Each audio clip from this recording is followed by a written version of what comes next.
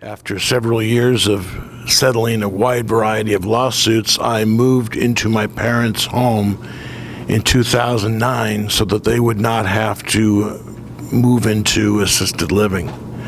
I cared for them 24/7 for the last 4 years of their lives, and that experience, much of it negative, because of discovering what I consider to be an appalling dysfunction in our society's care of the elderly and respect, or should I say lack of, for the elderly, has changed my view of a lot of things. And now that I am getting back into mediation after having to interrupt my practice, I want to use my mediation skills and my experience to try to help families and help the elderly.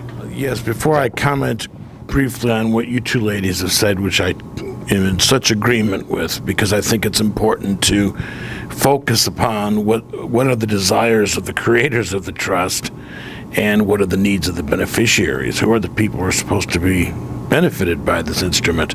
But I wanted to back up and respond to Dan's sort of question, comment, where he's saying, well, I'm the trustee, but I'm paying this trust protector. But this is a question for you. I'm going to bounce back to you. You're paying, but isn't it really the trust is paying? You're the person who handles the actual administrative responsibility of paying. But is it really, well, I am paying the trust protector because I'm the trustee, but isn't it really, in fact, that the trust is paying the trust protector? And that's still, however, your question leads me to another question of a conflict situation. The trustee is responsible for managing the trust, and he's got the fiduciary duties. And I find it odd that this newly created position of trust protector would not potentially create some real conflict problems between that person and the trustee. If that person has the authority to oversee and actually order the trustee to act or to refrain from acting, how is it that the trustee is going to be encouraged to bring that trust protector into the situation?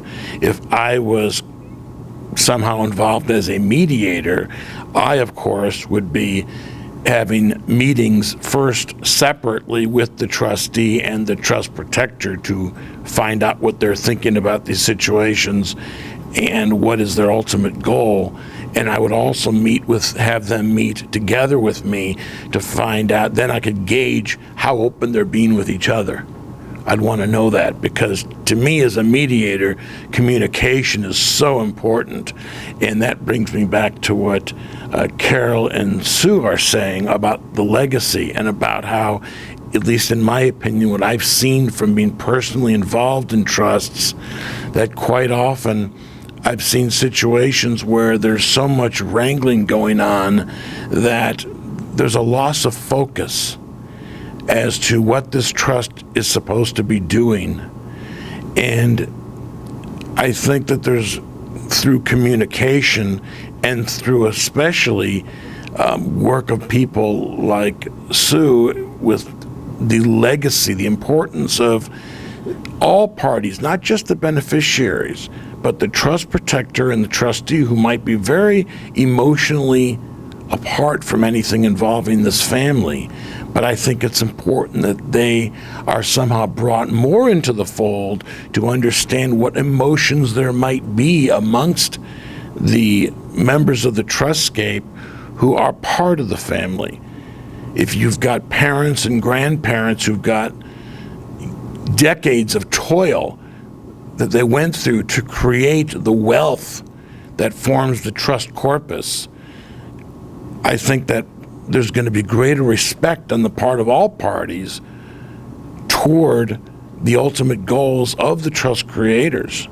They won't just necessarily be fighting so much amongst themselves without at least considering what all this came from, for what it's worth.